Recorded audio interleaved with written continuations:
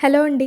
యమ్మీ masala dosa recipe కోసం ముందుగా red paste prepare చేసుకుంటున్నాను. దానికోసం ప్యాన్‌లో 2 టేబుల్ స్పూన్ల నూనె వేసుకొని, ఒక టీ స్పూన్ శనగపప్పు, ఒక టీ స్పూన్ జీలకర్ర వేసుకొని కొంసేపు వేయించుకుంటున్నాను.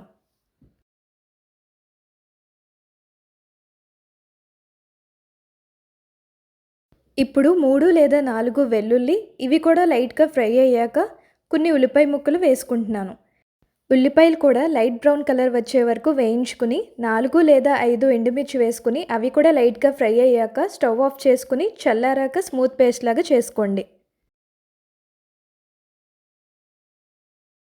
ఇప్పుడు ఈ పేస్ట్‌లోకి టేస్ట్‌కి సరిపడా సాల్ట్ వేసుకుని పక్కన పెట్టుకోండి. ఇప్పుడు పొటాటో స్టఫ్ కోసం ప్యాన్‌లోకి 3 టేబుల్ స్పూన్ల నూనె వేసుకుని తాలింపు దినుసులు వేసుకోండి. ఇక్కడ నాకు ఎక్కువ పడిపోయాయి, కొంచెం మీరు చూసుకుని వేసుకోండి. ఇవి కొంచెం ఫ్రై అయ్యాక ఇందులోకి కరివేపాకు, ఉల్లిపాయలు, పచ్చిమిర్చి వేసుకుని ఉల్లిపాయలనేవి మెత్తగా అయ్యే వరకు వేయించుకుంటే చాలు, ఎక్కువగా వేయించక్కర్లేదు. ఇప్పుడు ఒక టీ స్పూన్ అల్లం వెల్లుల్లి పేస్ట్ వేసుకుని పచ్చివాసన పోయే వరకు వేయించుకోండి.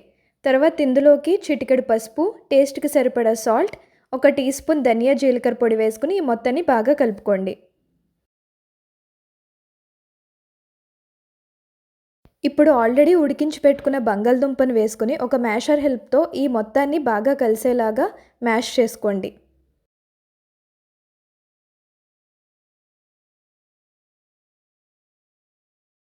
ఇప్పుడు ఇందులోకి చాలా తక్కువ వాటర్ వేసుకుంటున్నాను. ఇలా వేసుకోవడం వల్ల గ్రేవీ అనేది కొంచెం మెత్తగా అవుతుంది. దోస మీద స్ప్రెడ్ చేసేటప్పుడు మనకి ఈజీ అవుతుంది. లాస్ట్‌లో కొంచెం కొత్తిమీర వేసుకుని మొత్తాన్ని కలుపుకుంటే పొటాటో స్టఫ్ కూడా రెడీ అయిపోతుంది.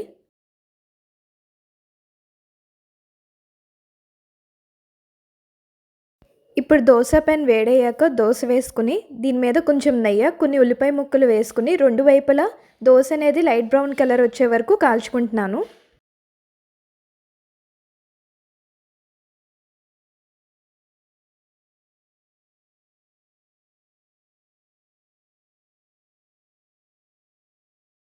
ఇప్పుడు ఈ దోస మీదకి ఇందాక ప్రిపేర్ చేసుకున్న రెడ్ పేస్ట్‌ని కొంచెం వేసుకొని ఇది బాగా స్ప్రెడ్ చేసుకున్నాక దీని మీద పొటాటో స్టఫ్ కూడా వేసుకొని దోస అనేది క్రిస్పీగా అయ్యే వరకు ఉంచుకొని ఫోల్డ్ చేసుకొని తీసుకుంటున్నాను.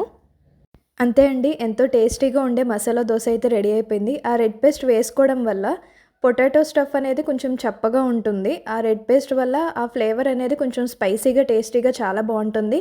అండ్ చట్నీ పని కూడా ఏమీ ఉండదు. డైరెక్ట్ మనం అలా దోస తినేయొచ్చు.